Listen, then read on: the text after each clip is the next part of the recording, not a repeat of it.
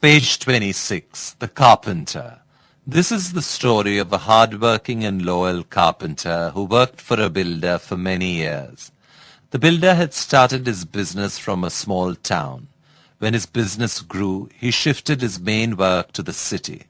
The faithful carpenter was looking after the town-side business.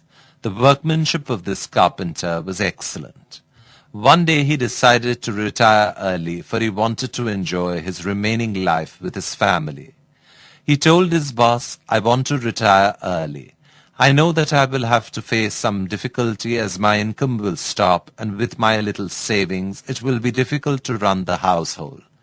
But I want to enjoy my remaining life peacefully with my family, with whatever savings I have." Since the carpenter was very skillful in his work, his boss didn't favor the idea of his early retirement. However, he requested him to complete just one project of building a small but beautiful house in the center of town before retiring. The carpenter could not refuse the request of his boss and agreed to complete the new work. The builder went to the city for his business and the carpenter started his last project. But now the carpenter didn't work wholeheartedly. He was working with an idea of completing the job hurriedly. Hence he didn't pay much attention to the quality of the materials used, nor took much interest in the construction. As a result, the construction of the house was poor. Though this was the last project of his life, it was sad that he did not do justice to it. Page 27, the story The Carpenter continued. On completion of the work, the carpenter went to his boss. The boss settled his account and said happily to the carpenter, "You've worked so sincerely and faithfully all these years, so I want to give you a gift on your retirement," and handed over the key of the new house to the carpenter. This could very well be our own story. Normally, on receiving the house as a gift, the carpenter had every reason to be happy, but he was full of remorse. The generosity of his boss touched him deeply, and he felt himself very small because of his thoroughly selfish attitude while building the house. Had he known that his house was a gift to him, he would have taken great care and interest. Ultimately, he had to accept this gift made totally substandard by his indifference. Moral of the story. 1. Many persons' story is same as that of the carpenter. At the correct time we lose interest. Without doing justice to our work, we complete the job. Then we feel disappointed to see our half-heartedly done job and have to bear the consequences. 2. Whether it is our first job or last job, whether it is our first day of work or last day of work, we should do our work with interest, love, and sincerity. 3. Our life today is the result of our attitudes and choices of the past.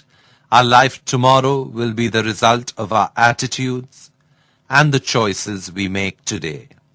4. We are the carpenters of our own life. Page 28. Refusing to accept failure.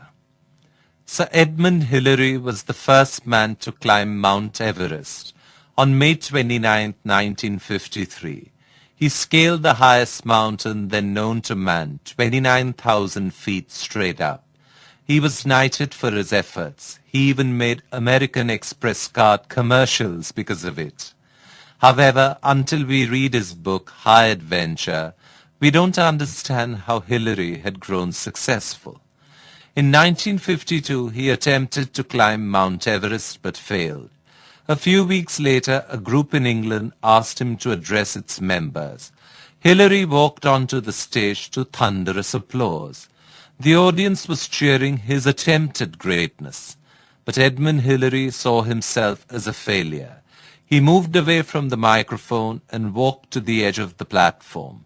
He looked at the picture of the mountain and said in a loud voice, "Mount Everest, you beat me the first time, but I'll beat you the next time because you've grown all you are going to grow, but I'm still growing." A winner never quits, the quitter never wins. Let us never give up the commitment to ourselves. Failure does not mean we have wasted our time, but it means we have a reason to start afresh.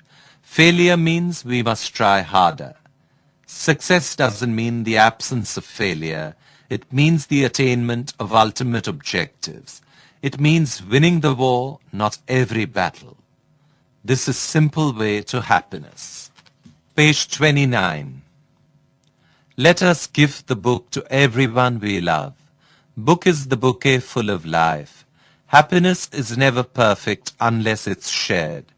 Cost, blessings and good wishes. Dear reader, we shall appreciate your comments and suggestions. On behalf of all of us at Paradise Packaging Private Limited, Nitin Babubhai Mehta.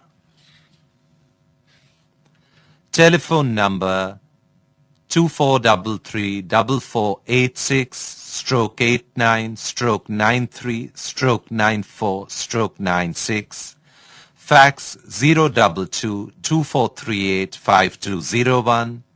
Email paradise@paradisepackaging.net. Page 30. Lunch with God. A little boy was curious to meet God. He was told that it was a long trip to where God lived. So he packed his suitcase with fruits and a six-pack of juice bottles and started on his journey in search of God. When he had gone only about 3 blocks, he met an old man who was sitting in the park just staring at pigeons. The boy sat down next to him and opened his suitcase. He was about to take a drink from the juice bottle when he noticed that the old man appeared hungry. So he offered him juice, which he gracefully accepted and smiled at him. The smile was so pleasant and innocent that the boy wanted to see it again. He again offered him a fruit, and again the old man smiled at him. The boy was delighted. They sat there all afternoon, eating and smiling. As it was getting darker, the boy realized how tired he was and got up to leave. But before he had gone more than a few steps, he turned around, ran back to the old man, and hugged him. The old man was so happy that he gave him the biggest smile ever, and in an instant the boy was in ecstasy, as he saw a halo round the old man's face, radiating light that was divine. When the boy chirpily returned home, his mother was surprised to see the radiance on his face. She asked him, "What did you do today that made you so happy?" He replied, "I had lunch with God." Before his mother, overwhelmed with emotion, could respond, he added, "You know what? He had the most beatific smile I have ever seen." Remember God, and He has ways to manifest Himself. He is always there. Too often we underestimate the power of touch, power of a smile, power of a kind word, power of a listening ear, an honest compliment, all of which have the potential to turn life around. We can reach God by giving happiness to others. We can prosper ourselves by bringing prosperity to others. The biggest loss in life, tears in someone's eyes because of us. The biggest achievement of life, tears in someone's eyes for us. Let us count our blessings. If we have food in the fridge, clothes to wear, a roof overhead, and a place to sleep, we are richer than 75% of this world. If we have some money in our wallet and spare change in a dish at some place, we are among the top 40% of the world's wealthy. If we have never experienced the danger of war or starvation, we are ahead of 500 million people in the world. If our parents are still alive and still married, we are very rare. If we can hold someone's hand, hug them, or even touch them on the shoulder, we are blessed. If we can read this message, we are more blessed than over 2 billion people in the world who cannot read at all. In the morning, we clutch our blanket and growl when the alarm rings, but we are blessed because we can hear and have the strength to rise. There are many who are deaf and there are many who are bedridden. Even though the routine of our job is often monotonous, we are blessed with the opportunity to work. There are many who are jobless. Let us count our life by smiles, not tears. Let us count our age by friends, not years.